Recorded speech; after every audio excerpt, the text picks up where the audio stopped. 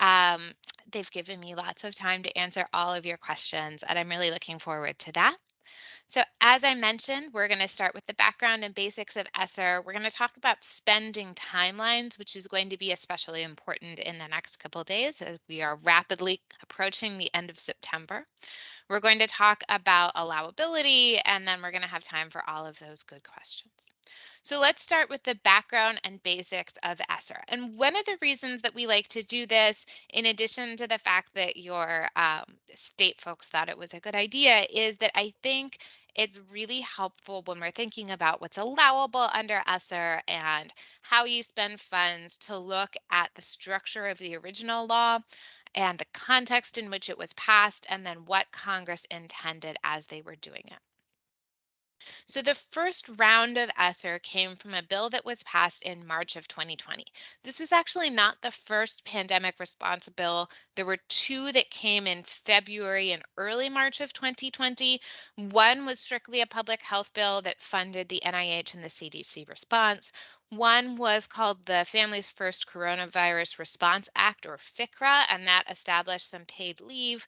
And then we had in March of 2020 this much larger and the first in a series of much larger relief packages called the Coronavirus Aid, Relief, and Economic Security Act, known as the CARES Act. This provided $30.9 billion in education funding, and it creates this package of programs called the Education Stabilization Fund. This includes the Governor's Emergency Education Relief Fund, or GEER, the Elementary and Secondary School Emergency Relief Fund, or ESSER, and a fund for higher education called the Higher Education Emergency Relief Fund, which has the unfortunate acronym of HERF, which is really hard to say.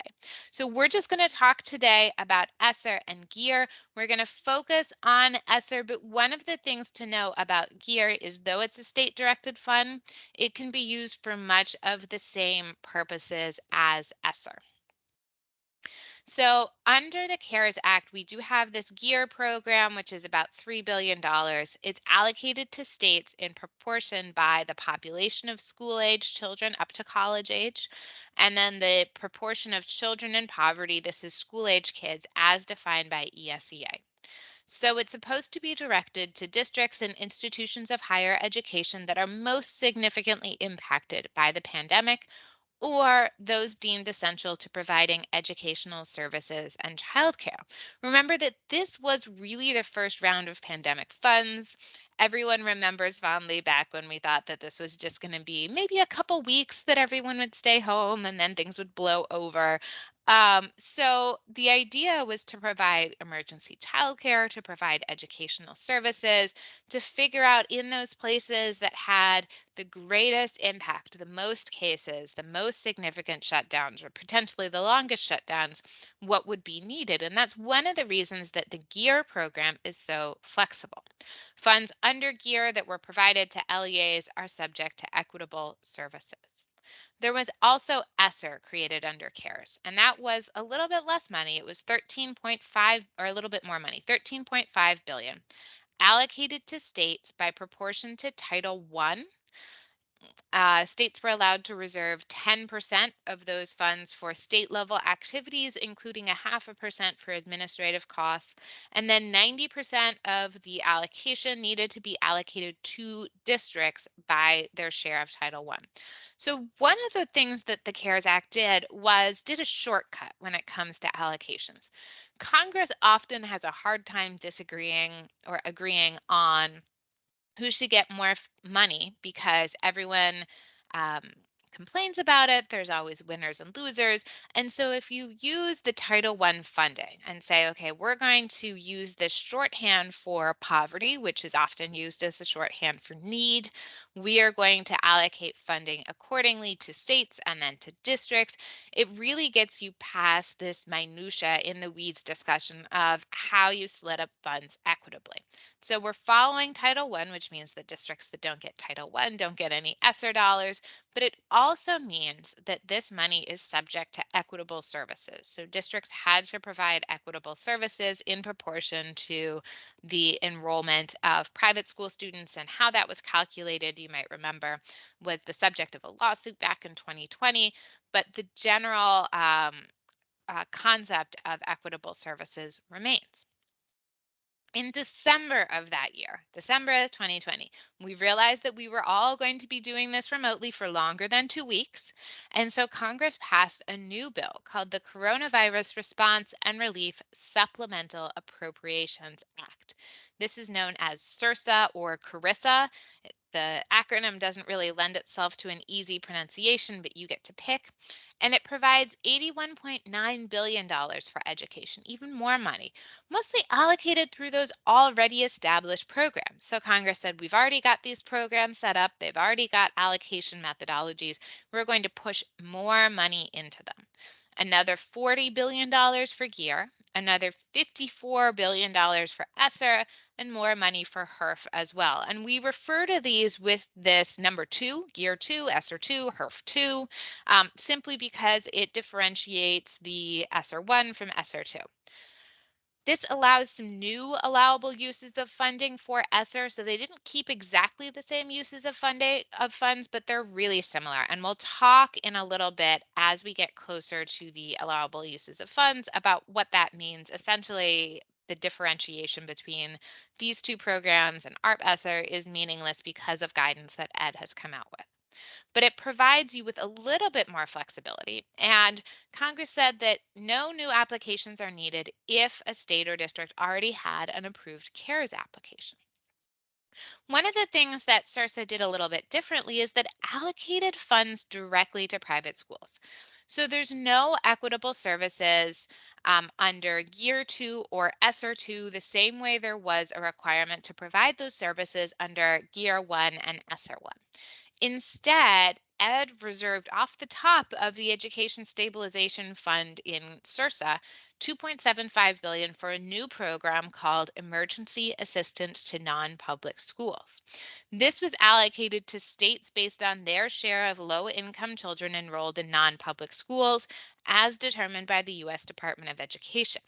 And this is where all of the districts who know how hard it is and how much administrative work goes into setting up an equitable services program get to feel a little bit of karma because states in this case have to administer the EANS program. States can reserve up to 200,000 or 0.5% for administration, but otherwise EANS really follows the parameters of equitable services programs. It was allocated to schools based on poverty data.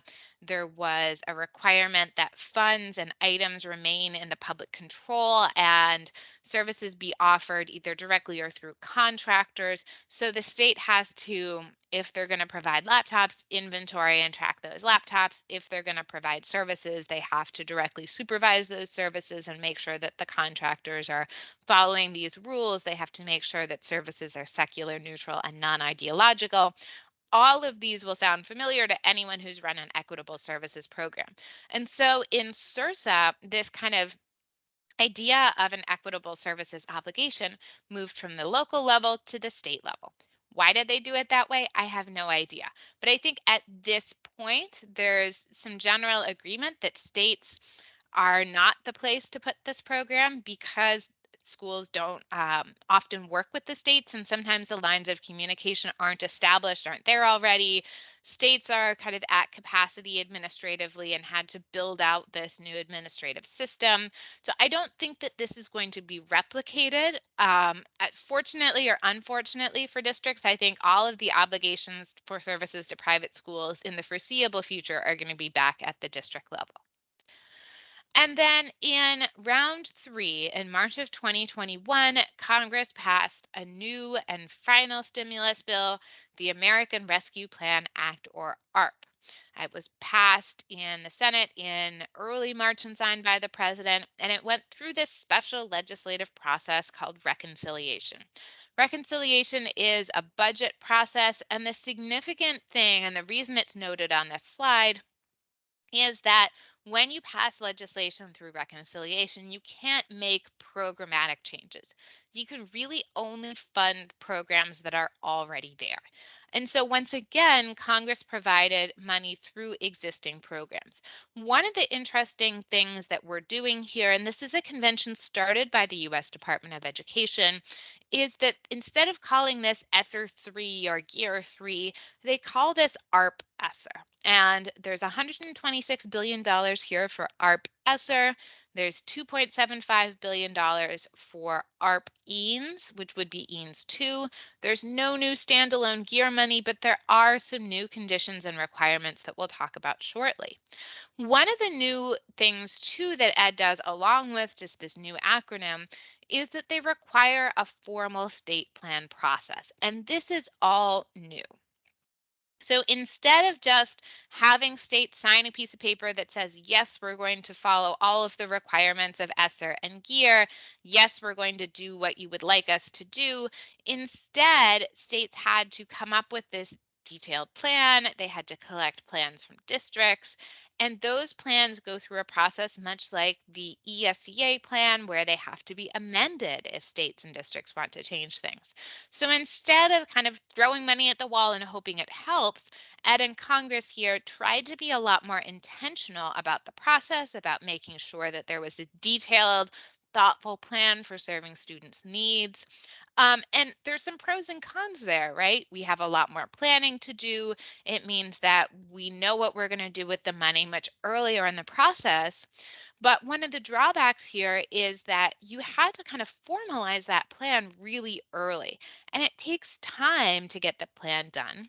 And states have recently been told just last week that if they want to change what they are doing with the state set aside, they have to go through a whole process where they have to get stakeholder input, they have to do consultation, they have to put it out for public comment, they have to submit that potential change to the US Department of Education. So not only does it take time to respond to changing needs of students and schools and districts, but it takes a lot of administrative capacity to get all that done, to work with stakeholders, to work with the public comment process, to work with the US Department of Education. And that really slows things down on the state side as well. So here are the new changes in ARP-ESSER. The states have dedicated set-asides. We're still providing at least 90% as subgrants to LEAs, including charter LEAs.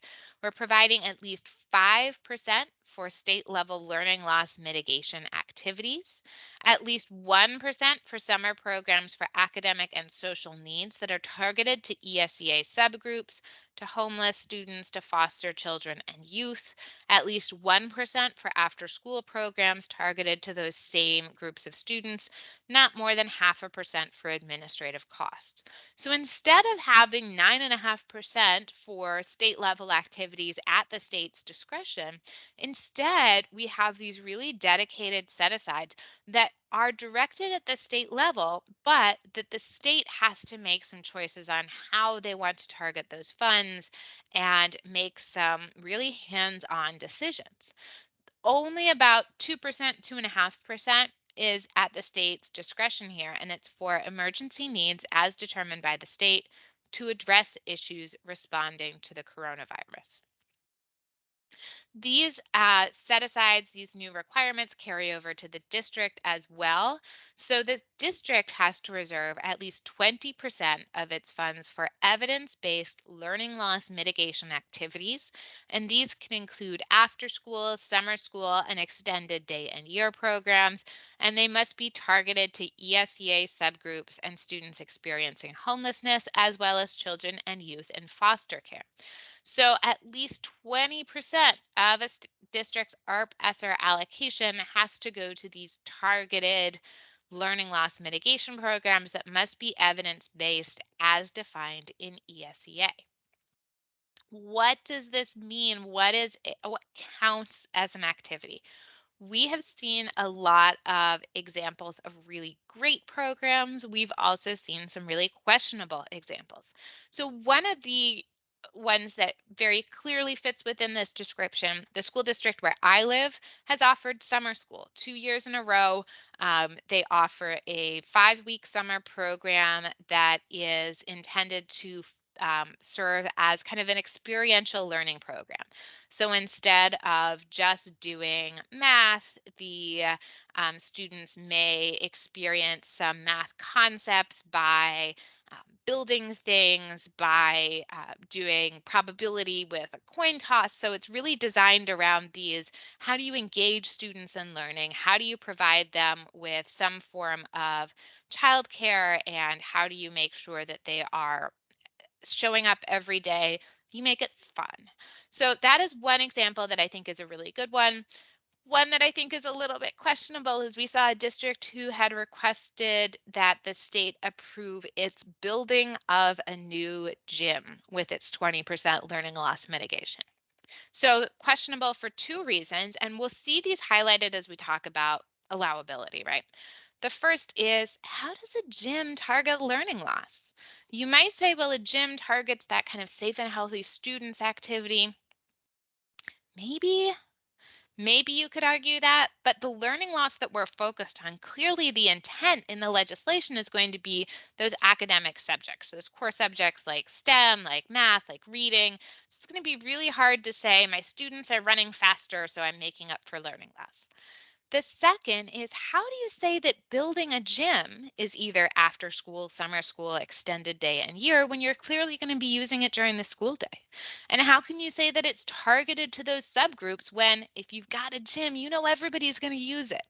So we really want things where it's clear that those learning loss mitigation programs are both specific to that time period that we're looking at and that they are targeted to the right subgroups. So while nothing in any of these stimulus bills has a supplement, not supplant provision, this kind of looks like a requirement that at least 20% of your funds be used for something that's extra, something that goes above and beyond your regular school day, targets those subgroups who very likely need it the most.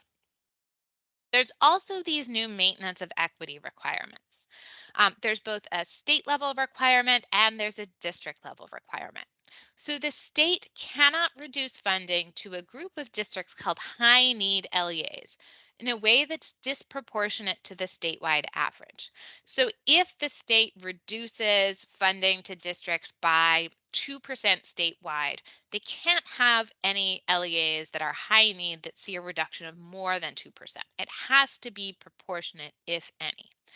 And those high need LEAs are LEAs that, in rank order by percentage of economically disadvantaged students, collectively serve at least 50% of the state's total enrollment of students. So much like EANS, here we have the state getting a little bit of an experience that LEAs are familiar with, which is ranking districts. In this case, you rank schools in order by percentage of economically disadvantaged students. And then based on population, they take the top 50% of the state's total enrollment of students and look at what LEAs those students are enrolled in. And those are the high need LEAs. There's also a group of districts called the highest poverty LEAs. And states cannot reduce funding to any of these LEAs below the level of funding provided in fiscal year 2019. So this serves as kind of a hold harmless for pre-pandemic funding levels for a smaller group of LEAs. These LEAs that, in rank order by percentage of economically disadvantaged students, collectively serve at least 20% of the state's total enrollment of students. This all applies to 2022 and 2023 state funds and is calculated on a per pupil basis. And there's a requirement for districts, which is really mirrored by the state level requirement. So the only difference here is that where the state has a test for two different kinds of districts and they have two different kinds of funding tests, the district is looking at only one kind of school, but they're looking at a staffing test and a spending test. So districts cannot reduce per pupil funding for a high poverty school more than the total reduction divided by the number of students currently in the LEA. So again, they can't reduce funding for these schools disproportionately to any reduction that's made LEA wide, and cannot reduce the number of full-time equivalent staff per pupil by an amount that exceeds the total reduction, so an amount in a way that is disproportionate. And those high poverty schools are those that are in the highest quartile of schools based on the percentage of economically disadvantaged students. There's also an option in the guidance to identify those schools by grade span. There are a number of exceptions for maintenance of equity for very small schools and very small districts. And I know that your state is putting out guidance and is making that available to districts. There's also something new in the ARP ESSER program, which comes from an amendment by Senator Maggie Hassan of New Hampshire. So this is called the Hassan Amendment, and that is a requirement for a plan for safe return to in-person instruction. Districts must develop and make publicly available on their website a plan for the safe return to in-person instruction and continuity of services within 30 days of receiving funds. The plans must be made available for public comment and take into account public comments before posting a final version. If districts already had a plan, and many districts did, that's fine, but then those plans, according to Ed, are going to need to be updated every 6 months. So if you've already published this plan, and I'm pretty sure that you have, make sure that you are doing a good job of updating it in a timely way, making sure that it reflects your current policies, making sure that it reflects the current availability of, say, sick leave. Some of that has changed in the last couple days, so make sure that those plans continue to be updated. The U.S. Department of Education published these requirements in guidance, right? So you have 6 months to file updated plans. They have to include policies on masking, social distancing, hand washing, diagnostic and screening testing, and continuity of services. There's no instruction for how those are addressed. They just have to be addressed. So you can say, we're going to do these things, X, Y, and Z, or you can say, our community has no concerns. We're not going to do any of these things, but they have to be addressed in some way. And then all updated plans have to include the ways in which a district is adapting to the revised CDC guidance if it is doing so. So this is something that districts should have prepared for audits and on-site monitoring, because it is something that the U.S. Department of Education is asking states to show that they are checking. So states are going to be checking this. The U.S. Department of Education is going to be checking this. So make sure that your plan is published, addresses all of these concerns. Those are the big requirements, and especially the new requirements or newer requirements for ARP ESSER. So now we're going to turn to the allocation and spending timeline. This is taken from the U.S. Department of Education slides, and we like it because it has their little kind of, it's not really a logo, but it's almost a logo on top. So this is the closest that we're going to get to getting something like this detailed and in writing, and it's really organized. So it shows you the obligation deadline, the liquidation deadline, and the potential late liquidation deadline for ESSER 1 and 2, ARP ESSER, EANS, ARP EANS. There are different deadlines for higher education. So one of the things that I want you to pay attention to is that the obligation deadline for ESSER 1 is coming up in 3 days on September 30th. So on September 30th, all of your ESSER 1 funds should be committed in writing to projects or already spent. After that deadline, you will have 120 days to finalize those purchases, draw down money to pay contracts, pay off contracts. Your state may shorten that timeline just a little bit. They can't shorten it very much, but because they also have to close out the funds by January 30th, 2023, they're going to have to do some paperwork there. Your next deadline for ESSER 2 is going to be September 30th, 2023. And for ARP ESSER, it's going to be September 30th, 2024. You may be asking me, yeah, but there's this nice little column all the way to the right that says I have until April 1, 2024. What is the deal with that? We are going to talk about that. So First and foremost, September 30th is going to be a really important day for you for at least the next 3 years, because that's when we need to make the obligations. Presumably, we're going to have to file paperwork sometime in the next 120 days to close out the funds. And then there's this potential for more time. First, let's talk about the difference between obligation and liquidation. An obligation is a binding written commitment to spend funds in a certain way, signing a contract, for example. Liquidation is drawing down those funds and paying them out in alignment with that obligation. My favorite metaphor for this is like a credit card. An obligation is when you swipe your credit card at a coffee shop, you tap it. I don't know what we're doing with credit cards these days. You tap it, you twist it, you bop it. You put it in the little slot with the chip. Anyway, when you say that you're going to pay for something, whether it's at a coffee shop, whether you go to Target and you buy a whole bunch of Halloween candy, whether you are buying a new couch and you give them your credit card on their website, you're making a written commitment to spend your funds on that thing. The money doesn't actually come out of your bank account until you get the credit card statement and you do an electronic transfer or you write the check. And that's the liquidation. That's when you take the money from your bank account and you actually spend down that obligation.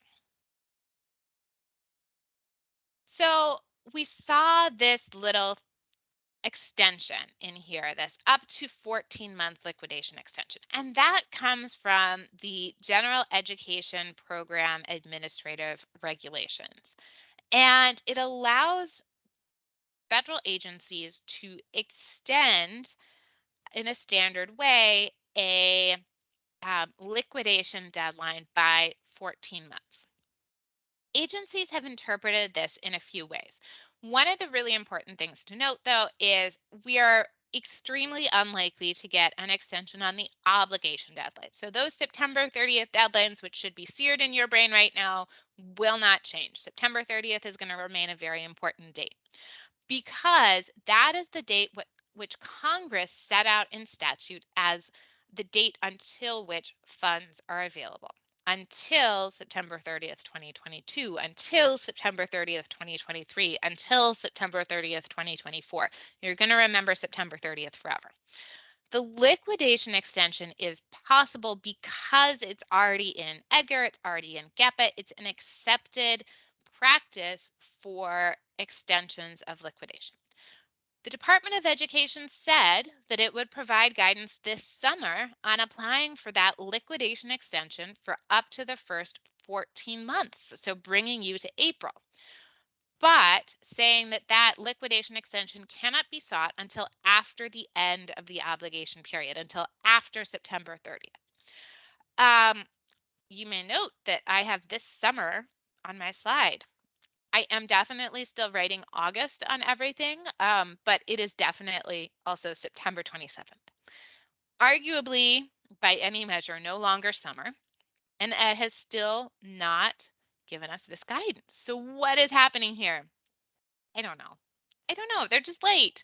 They're going to give you guidance on this liquidation extension. But my best guess here is that there is a conflict within the US Department of Education between two camps of people.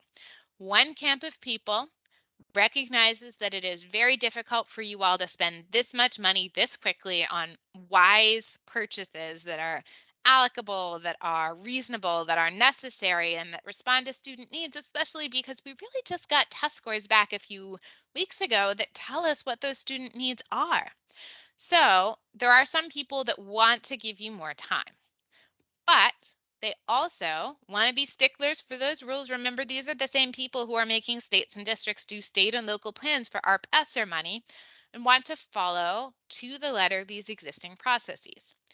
On the other side of the coin, there are people within the political side of the US Department of Education and the White House who really want to get these funds spent down, who don't like the headlines that say districts aren't spending down funds, who really don't like the headlines that say, such and such a district built this new football field with their money when it should be going to student learning, who are really wary of those headlines like we saw last week about people embezzling billions of dollars from USDA feeding programs and using them to buy a house in Turkey. So, I think that there is some trepidation about allowing this extra time because it makes it seem like there's more opportunity for fraud, waste, and abuse. It means like there's more opportunity for things to be spent on items that are not directly pandemic response. So traditionally, according to the general process, these requests must include a documentation of timely obligation.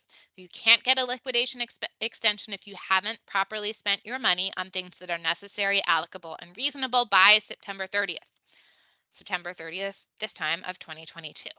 You have to document the allowability of costs. You have to show your past performance, your audit compliance, show that you are a responsible party who can, in fact, handle an extra 14 months.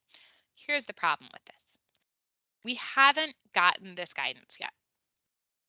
These requests can't be sought until after the end of the obligation period. One of the things that advocates have cited in requesting this guidance is the fact that one of the big things districts want to spend their money on is construction.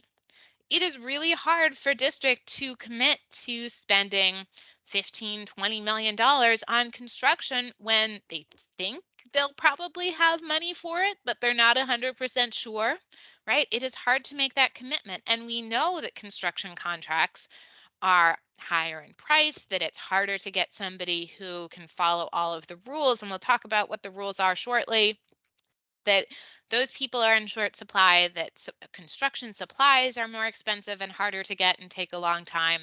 So all of these things contribute to delays. And that's one of the reasons that we want this guidance now. We were promised the guidance in July-ish, August.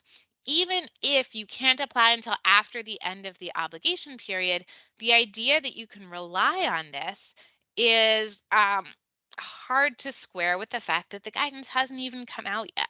And we don't know that how this is going to happen. The other really tricky thing here is that the existing liquidation extension process allows those requests to be made for individual products by individual districts, flow through the state up to the US Department of Education, and be reviewed there. So if you have, and this is a rough estimate, 12,000 school districts in the country, and if only half of them apply for a liquidation extension on only one project, that's still 6,000 late liquidation requests that the US Department of Education has to review. So the other thing that I think they're really trying to square is, can they potentially allow the state to review those requests and approve them? Can they give the state the authority to provide that flexibility, or do they have to review all of those requests themselves? Which again, when you build out this formal administrative procedure, requires a lot of administrative capacity at every level and takes time. And I think that's what they're trying to grapple with right now. So in a May letter from the Department of Education this summer, they said, we're going to do this, look for guidance later. There was a letter that came from two national advocacy organizations, AASA, the Superintendent's Organization, and the Council of Chief State School Officers, on July 22nd and on August 29th, basically saying, look, we really need this. It's urgent. It's hard to plan. Give us guidance as soon as possible. It's a month later and we still don't have anything. We are still waiting. Your state is not holding back from you, but we're waiting on the U.S. Department of Education to finalize its plan there. So I've talked a lot about what the parameters are. I mentioned construction a couple times. Let's talk about allowability for ESSER. One of the things that I said was the differentiation between the allowable uses of funds doesn't really matter. And that is because of this guidance, and I linked it in the slides, that the US Department of Education put out last May. And it says, though the lists of allowable uses of funds are not identical, any of the ESSER funds, 1, 2, or ARP ESSER, may be used to support all of the allowable uses of funds listed in any of the ESSER programs. And then in a couple of the footnotes, it gives you examples, right? This activity is not explicitly listed in the ARP Act, but is still an allowable use of ARP ESSER funds. Full service community schools is only an ARP, but ESSER 1 and 2 can be used for that purpose. So really what they've said is, we're going to put all of these uses of funds in a blender And you can use any of your ESSER funds for any one of them. And that makes compliance a lot easier on your end, on their end, on the state's end. But for now, I'm going to use the ESSER 3 list because one of the problems with using any of these purposes is that they all come with different numbers or letters. And for the sake of using one set of letters, I'm going to use the longest list of allowable activities, which is in ESSER 3. And that allows you to use ESSER funds for any activity authorized by a number of different statutes: ESEA, IDEA, the Adult Education and Family Literacy Act, the Carl D. Perkins Career and Technical Education Act. The reason that we get construction out of this is because ESEA encompasses a program called Impact Aid, and Impact Aid allows for construction. And so if you are allowed to do any activity authorized by ESEA, you can do any activity authorized by Impact Aid, which means construction. You can also do all of these targeted services. You can do those activities to support safe and healthy students. So we're talking about physical education, we're talking about health programs, we're talking about some potentially school safety pieces, and we can talk about that if we have more questions about it. I think that one's a little harder to prove because it doesn't necessarily have a connection to the pandemic, but there's a really broad allowable use of funds here. Now, in CARES and SURSA, McKinney-Vento funds were an allowable use, or McKinney-Vento activities were an allowable use of funds. They're not explicitly listed in ESSER 3, but remember, we're going to throw all our allowable uses in a blender, so you can use those funds for those same purposes. And then in ARP, there is an ARP HCY fund specifically for homeless students. So just because it's not listed here doesn't mean you can't serve those students, doesn't mean you can't use it for McKinney-Vento activities, but there's a dedicated funding source in ARP. Coordination and preparedness of response efforts, activities to address the unique needs of low-income children or students, children with disabilities, English learners, racial and ethnic minorities, students experiencing homelessness, foster care youth, including how outreach and service delivery will meet the needs of each population. You'll notice that I put a few activities here in bold. These are the ones that I think are going to be most helpful for you and the ones that we see most commonly across districts. So addressing the unique needs of all these subgroups can cover any number of activities. Procedures and systems to improve preparedness and response, training and professional development, but it has to be on sanitation and minimizing the spread of infectious disease, purchasing supplies to clean and sanitize the facilities of a local educational agency and buildings. Note that it says supplies, and we'll talk a little bit later about what supplies encompasses. Planning for and coordinating and implementing activities during long-term closures, including providing meals, providing technology, providing guidance. Purchasing educational technology, including hardware, software, and connectivity that aids in regular and substantive educational interaction between students and their classroom instructors. This regular and substantive interaction phrase is actually a phrase borrowed from the Higher Education Act when it talks about remote learning and state authorization of institutions in higher education. But the idea is that you want students to be able to have that interaction and not just to be watching YouTube all day. You want those students to be having an interaction with their classroom teacher, with an instructor.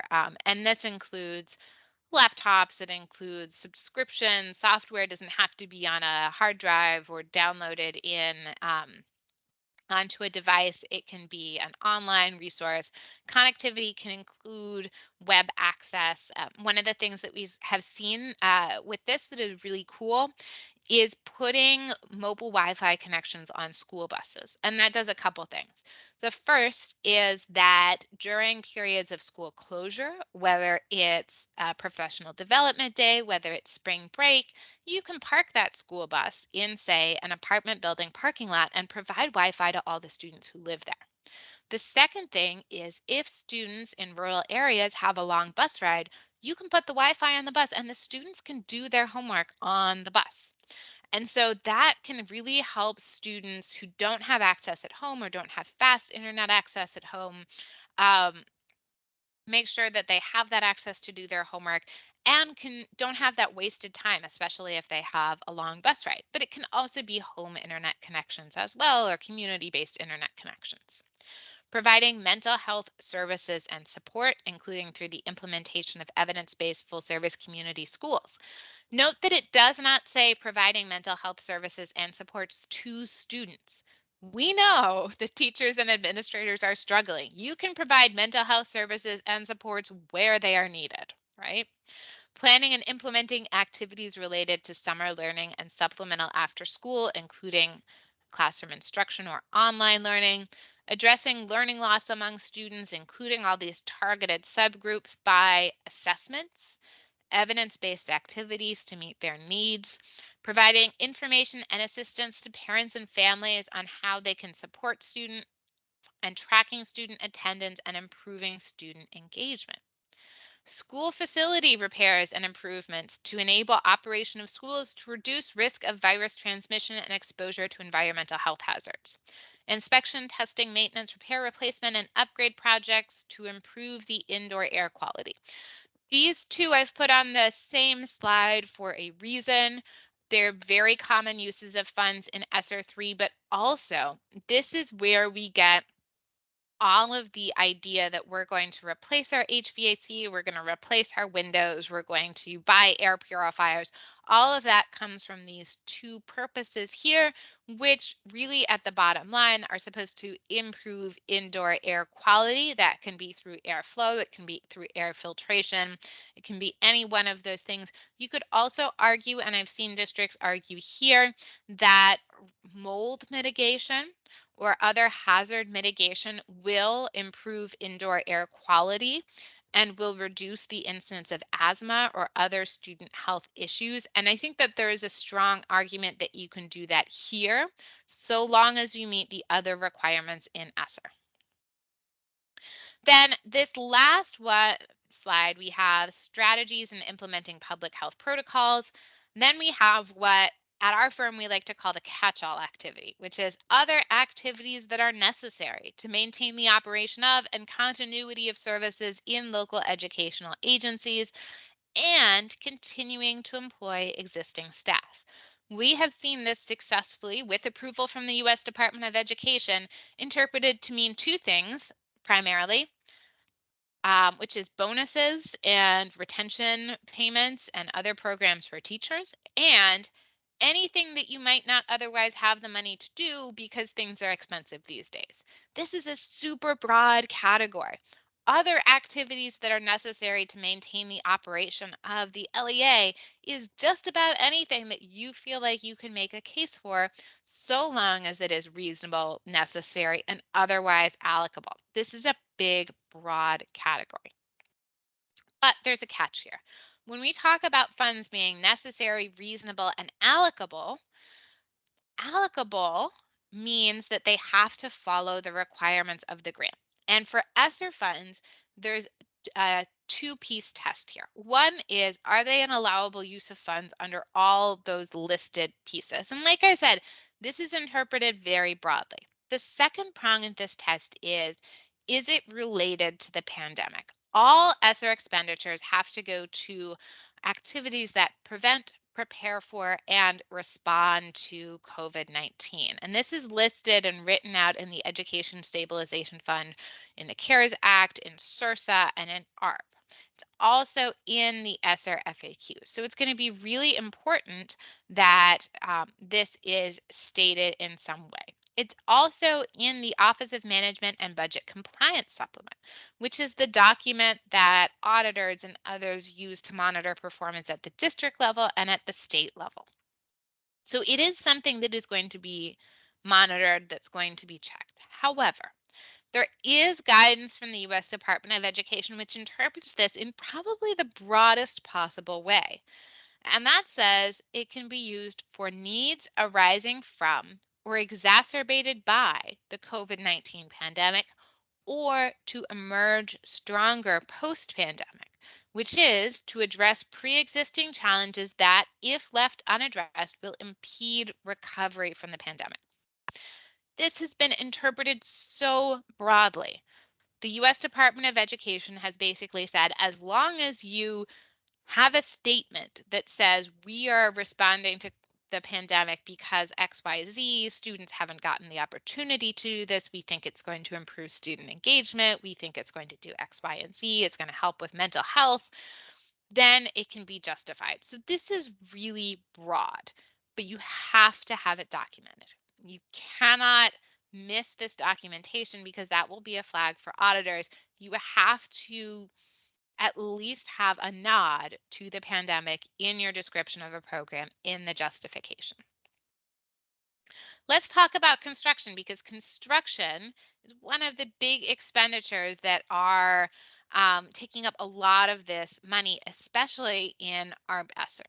So construction projects have to meet all of those requirements, right? They have to have that COVID connection. You can't just say we want to build a new stadium because our football team is really good. You have to show this connection to the pandemic. It has to meet the general cost principles under the uniform guidance. You have to meet procurement requirements. If you're going to do a construction project, you have to get prior written approval from the SEA. You have to follow the construction regulations. Timely completion of the project is also going to be important. And this is one of the reasons why the late liquidation guidance is so important. Once a project is timely obligated, it still must be completed before the end of that liquidation period. So if you have a ESSER 1 funded project where the obligation deadline is September 30th, 2022, you only have 120 days to complete that project. If you're doing something very small, like constructing a gazebo, maybe that's possible. But large construction projects, you might need more time. You might want to obligate them under ESSER 2, under ARP-ESSER, or if completion is running behind, you might need that late liquidation guidance that Ed is talking about. The other wrinkle with construction is it has to meet the requirements of something called the Davis-Bacon Act. We'll talk about that as well. Renovation is also allowable under ESSER. But again, it has to meet all of these same requirements. The COVID connection, cost principles, procurement, prior written approval. Construction regulations may apply. I would look through the ESSER guidance here because there are some key differences between renovation and construction. And there are some cases where, if you are just renovating the inside of a building, you don't need to get an environmental impact assessment because you're not changing the outside of the building. So there are some places where those may not apply, but the presumption is that they do. Still has to be completed in a timely manner, still subject to Davis-Bacon. These projects are not subject to the Buy America Act, but there are some similar provisions that we want to keep an eye on. So this is part of the ESSER FAQs at A20. So the Department of Education has identified both ESSER and ARP-ESSER as infrastructure programs. Subject to this project within the infrastructure program list, and that new federal awards and financial modifications to existing awards would be covered. So there's not the Buy American Act, but there's a preference. What does that mean? Well, if you can, you should, to the greatest extent practicable under a federal award, provide a preference for the purchase, acquisition, or use of goods, products, or materials purchased in the United States. This has to be weighed against cost as well. So if the domestic item is 3 times, 4 times the price of the imported item, we would say maybe that's not actually practicable. But if the price is relatively comparable, if the time frame is relatively comparable in terms of receipt of goods, you should then provide a preference for domestic products. And this applies to only certain materials. It doesn't apply to every material. It doesn't apply to, screws and widgets, but it will apply to large materials, especially things like steel. So I would take a look at those regulations. You must do a domestic preference. that you cannot do a geographical preference, a more local preference. So your procurement has to prohibit the use of statutorily or administratively imposed state or local geographic preferences on the evaluation of bids or proposals, except where it is mandated or encouraged. And there is an exception for architectural and engineering services. So they know that you want an architect who is relatively local and can oversee the project. The same with engineering. It's hard to oversee an architectural project in South Carolina if you live in Hawaii. So definitely that is an exception, and you can see the regulatory site there. All of this is covered in the ESSER FAQs. I promised I would talk about the Davis-Bacon Act. It is not as delicious as it sounds. It is a regulation that law and subsequent regulations that apply through the U.S. Department of Labor. It applies to all federally funded contracts valued greater than $2,000 for the actual construction, alteration, and or repair. And when it says all federally funded contracts, it doesn't matter what the sort, how much, what the federal contribution is. If it is $2,100 and the federal government contributes $1, Davis-Bacon Act applies. So that says that workers must be paid no less than the locally prevailing wage and fringe benefits for the corresponding work that they are doing in the area. The Department of Labor maintains a whole bunch of local prevailing wage tables for various professions, including things like electricians, pipe fitters, painters, laborers. That requires that the contractor certify weekly payroll reports. Your contractor should know the requirements of the Davis-Bacon Act and should be able to comply with them. Your contractor should know domestic preference requirements and be able to comply with them. If your contractor says, oh, we don't do Davis-Bacon, that's too much work, or if your contractor says, no, you have to keep the payroll reports, that is not the contractor you want to use. They must keep the weekly payroll reports, make sure they're paying the locally prevailing wage. As the beneficiary of the funds, you're supposed to make sure that they are doing that. You're supposed to ask them about it, make sure they're keeping records, but it is not your job to keep those payroll reports, right? So make sure that the contractors you are working with are familiar with this.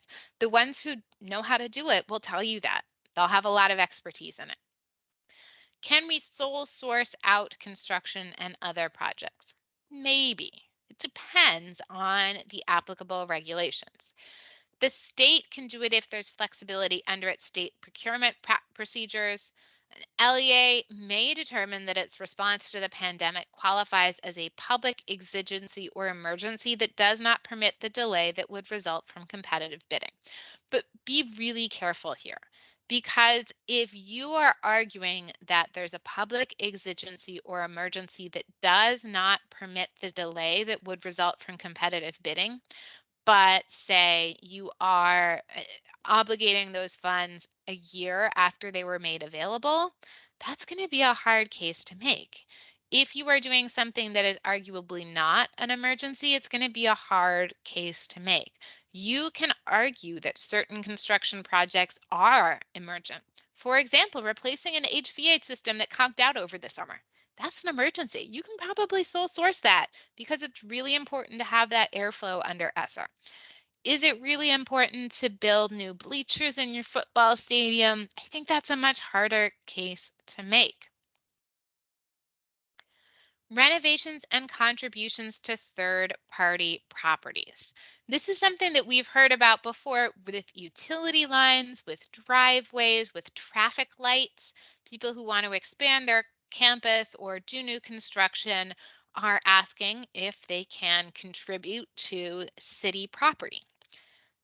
I think this is a really hard case to make because construction requires a useful life of 50 years or more, and it requires a prior approval for capital expenditures and capital assets. So if you are making a contribution to a third party property, the district needs to demonstrate that you have a continuing interest in the facility, even if you don't have title to the building. One of the things that in a sample response Ed has provided to a state is we will need a lease, tax records, use permit, or other documentation. So the other area where this has come up a lot is with charter schools, right? Charter schools often lease property. And there are two common forms of lease. One is a district already owns a building, the charter school leases it. The charter school or charter district says we want to use our ARP ESSER funds to make improvements to the HVAC. In that case, wonderful. The LEA already owns the building, or another public entity already owns the building. If the school is within the LEA and the charter is a charter within the LEA, and they want to improve the building, great, because ultimately that building is going to stay with the LEA for the entirety of the useful life of that construction.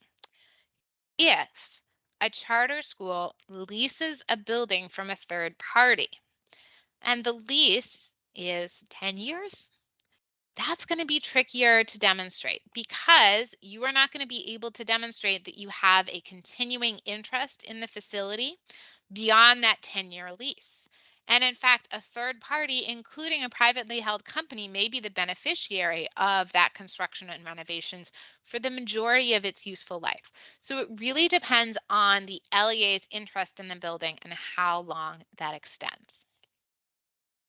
Buses and other transportation costs. You need to show a COVID connection. Again, that is going to be a fairly low bar. It has to meet general cost principles, procurement requirements, and have prior written approval from the SEA. This can include reimbursement, municipal transit costs.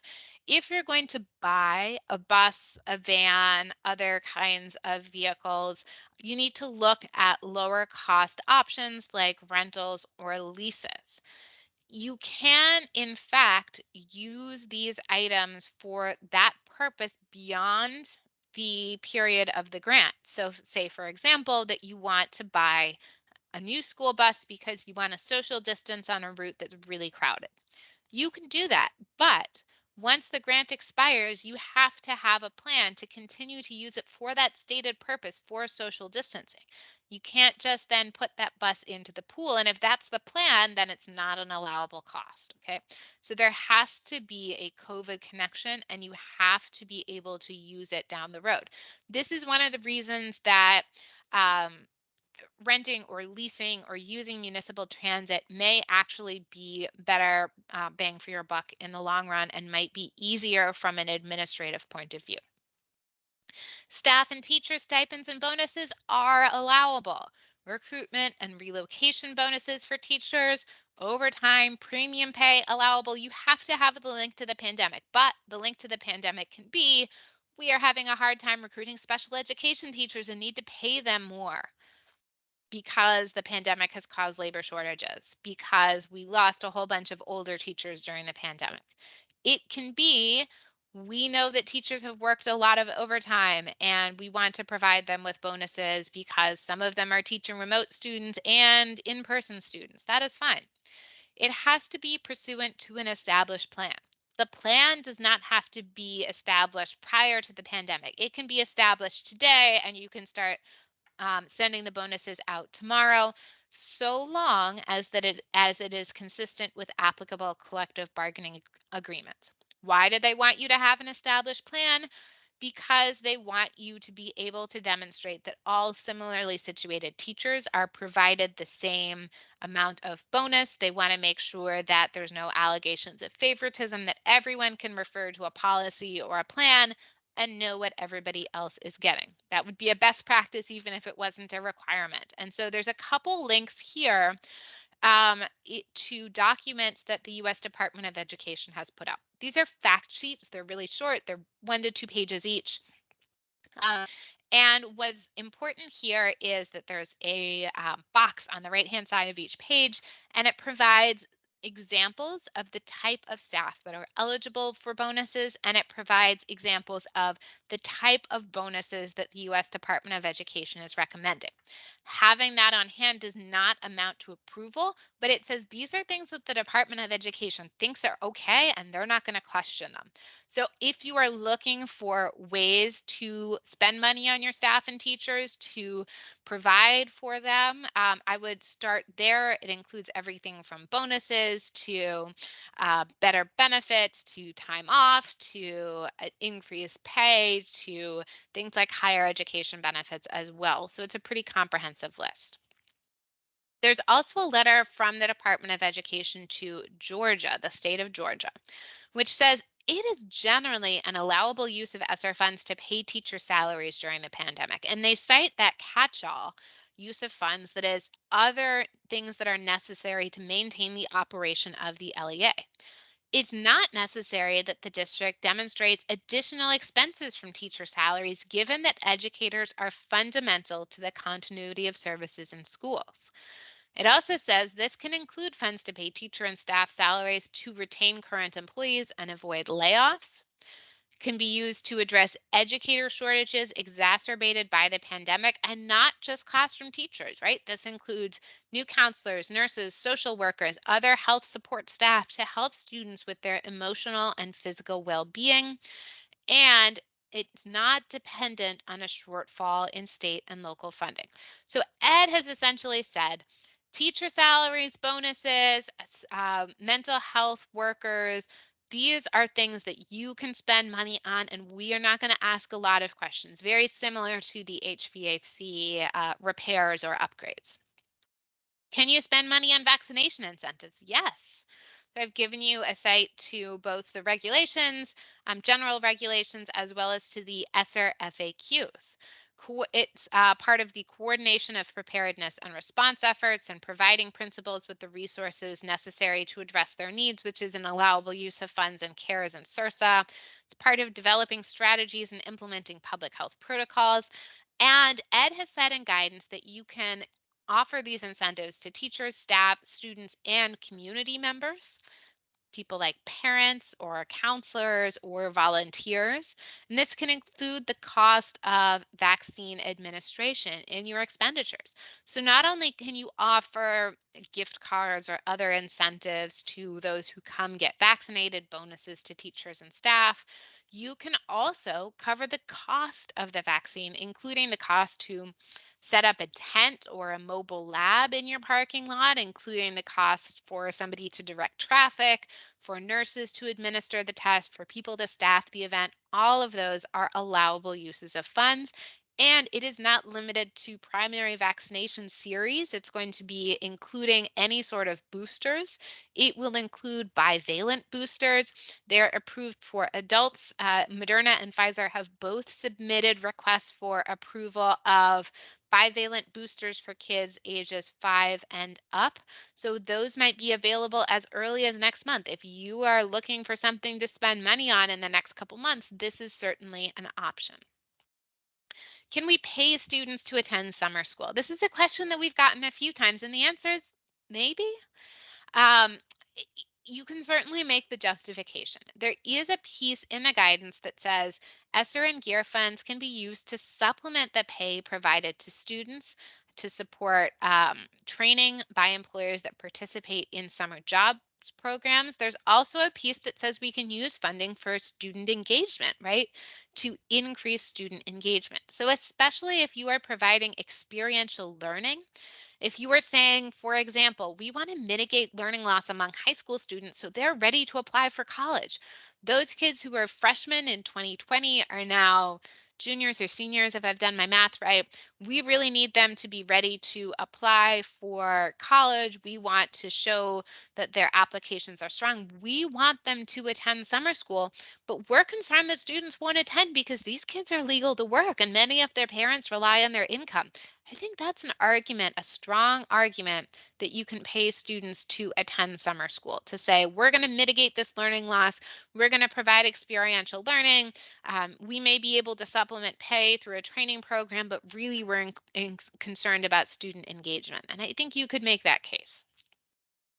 Multi-year subscriptions are another question that we get often. These are grant activities carried out through a valid obligation of funds that may continue beyond that date. So for example, if you bought a subscription on December 30th, 2021 that lasts through December 30th, 2022 for one of the many apps I forget how many we have for our school, but we have Canvas, we have Benchmark, we have one called My School Bucks and one called My School Cash. And if you ask me what each one is for, I have no idea, but I'm sure that somebody pays for us using them.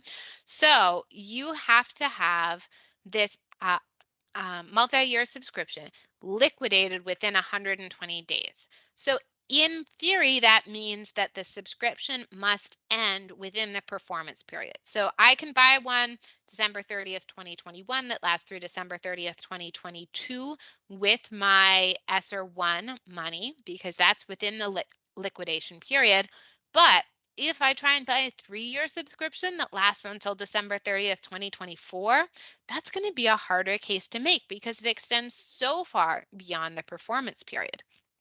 Is the cost even still allocable to the program at that point? If I'm still using my school cash box, whatever it is, in 2 years, can we really make the argument that that is allocable to the pandemic? There are two recent OIG findings that really question this, and they're in the higher education sphere, but they talk about these software subscriptions that last well beyond the period of performance. And in both of these recent findings, they say we don't want our subscriptions to go past the liquidation deadline. We really want these subscriptions to be limited to the performance period. So if you want to have a multi-year subscription, you're going to need to pay for the next year out of another source of funds, whether it's ESSER 2, whether it's ARP ESSER, in order to keep that payment out of this fund, that performance within your contract period. Cleaning robots. This is also a question we've gotten. I think they're super cool. I would love one for my house. Can you pay for it out of ESSER funds? That one's a harder case to make. Sure, there's a COVID connection. These robots use UV light to sanitize a classroom in mere moments. So a high school janitorial team can use them in a classroom, and it really cuts down the amount of time that they need to sanitize each classroom in a really large building. Does it meet general cost principles? Have you made the met the procurement requirements? Do you have prior written approval from the SEA? All of those are required. You can probably make an argument that this is a supply necessary for sanitation, which is an allowable use of funds under ESSER. But then you get to the price.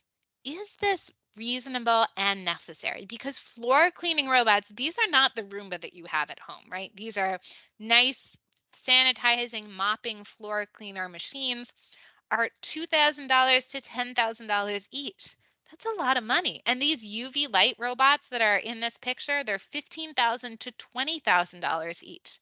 That's a lot of money. Is that a reasonable cost? How many of them do you have to buy before it's unreasonable? There's a district not too far from where I live in Fairfax County, Virginia, bought 50 or 20 of these UV light robots. That's a lot of cash on robots. I think robots are very cool. I would very much like Rosie from the Jetsons around my house to just clean everything and make dinner. That would be wonderful. I don't know if you can pay for 20 Rosies out of ESSER funds. And so we not only have to meet this COVID connection, the allowable use of funds under ESSER, it has to be necessary and reasonable. And here is where we kind of get into a gray area that you might want to consider. Can you use these funds to meet future needs? If you have a COVID connection, sure, but it's really hard to demonstrate how your future needs will prevent, prepare for, and respond to COVID-19. What is a future need? We are going to repave our parking lot next year because we've been told that we need to do it in the next 5 years. We need to replace our roof this year because we've been told that it'll need to be replaced in the next 10 years.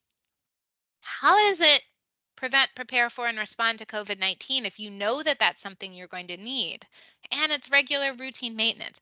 That's the hard thing to prove. All of these regular maintenance costs are probably compliant with cost principles, procurement requirements, so long as you meet those procurement requirements and so long as your bids are good. The hard part to demonstrate is that sentence that says we're going to prevent, prepare for, and respond to COVID-19 by meeting this existing need in the future. That is really hard to do. So I am going to turn my slides off and stop sharing so that I can see you all. Stop sharing. And I see that we have some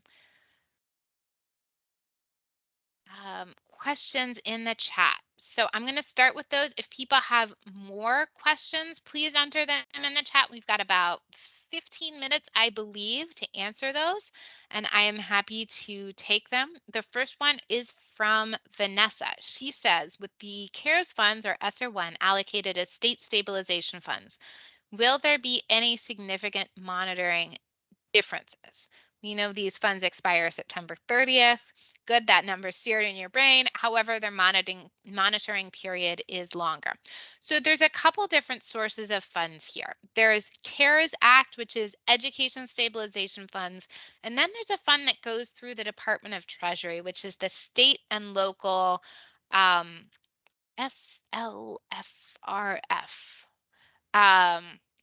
State and local relief funds. So there are two different timelines and two different monitoring processes for those. I do not foresee any significant differences in monitoring between CARES and then SRSA and ARP, aside from the new requirements in ARP, which I think are going to be the big difference coming down the pipe. I think the CARES Act monitoring is just over a longer period because it's the first one we've done. And so nobody knows how to do it. Nobody's really used to it. And I think we're just getting a little more time there. But I think the questions are going to be really similar. I think we're going to learn a lot from the CARES monitoring. And so that may lead to additional changes. Daniel says, ESEA emphasizes the use of evidence-based activities, strategies, and interventions. Oh, he's citing the evidence-based strategies, right? So there's 3 levels of evidence-based: strong evidence, well, 4: strong, moderate, promising, or evidence that demonstrates a rationale. Evidence that demonstrates a rationale is not a category of evidence that I would recommend using. It's basically saying, yes, this makes sense as I'm thinking about it. So I would really recommend using, and they're described in the regulations, and the Department of Education, if you search its website, actually has guidance that describes all these categories.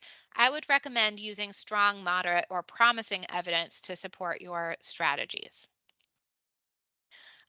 Jennifer has reminded everybody, once those slides are accessible, they will be posted on the conference website.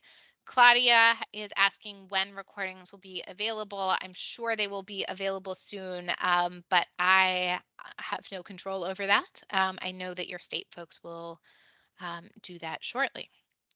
Any other questions about those slides? Frequently asked questions?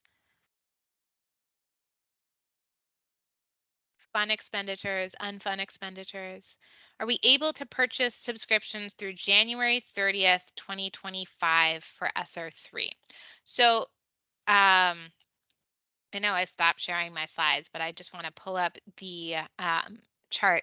So for ESSER 3, yes, so ARP ESSER's liquidation deadline is going to be January 28th, 2025.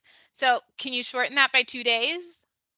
I think it would be great, Vanessa, if you could have a subscription that ends January 28th, 2025, which is ED's liquidation deadline. If it has to end on January 30th, that's kind of a de minimis extension. And so you might get that noted in a finding, but it's extraordinarily unlikely to result in a repayment of funds because it's only 2 days and it would otherwise be within the ESSER liquidation period. You could request a late liquidation extension for that, but since it's 2 days, it seems like it's more work administratively than it might be worth. So I think the easiest option would be to see if you could shorten that by 2 days. If not, I'm not super concerned about it. But of course, we would never tell you to do something that would be outside the liquidation period. We would want to recommend that you do a subscription that is within the liquidation period, just because of those findings from OIG reports in higher education that had an issue with subscriptions that extended beyond that period. And Jennifer has said the recordings are going to be posted to the website once they're made accessible. Did I say that mental health counselors can also be used for staff? Yes. Mental health supports and services are an allowable use of funds. Ed has made it clear that those supports and services can benefit anyone within the school. So staff, teachers, administrators, students. Certainly all of these folks have suffered mental health consequences from the pandemic and from their return to school. I have a neighbor who's a physician's assistant, and she says most of what they do these days is a small prescription for Prozac, small prescription for Lexapro. People are really, not to trivialize it, but people are really struggling. And yes, you can use mental health counselors, you can use online or in-person mental health services as an allowable use of funds for students, teachers, staff, administrators. All of that is allowable.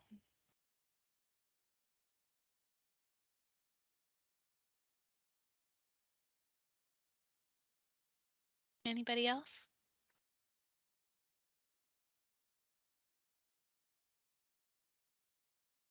Okay. All right, wonderful. Well, thank you so much. That was very informative. Thanks so much for having me. Yeah, happy to have you. Thank you so much. As far as the recordings and the slides, we will be getting those on our website as soon as possible. But it does depend on how busy our other offices are to get those accessible. But once they are made available, I will send out an email to those who have registered, letting you know it's available. Okay. So I believe we are running a little early. Where are we? Let's go ahead and take a break for a little bit. Our next presenter is Dr. Otis Reed, and he will start us off at 10. So go ahead and take just a short little break, and we will start right at 10.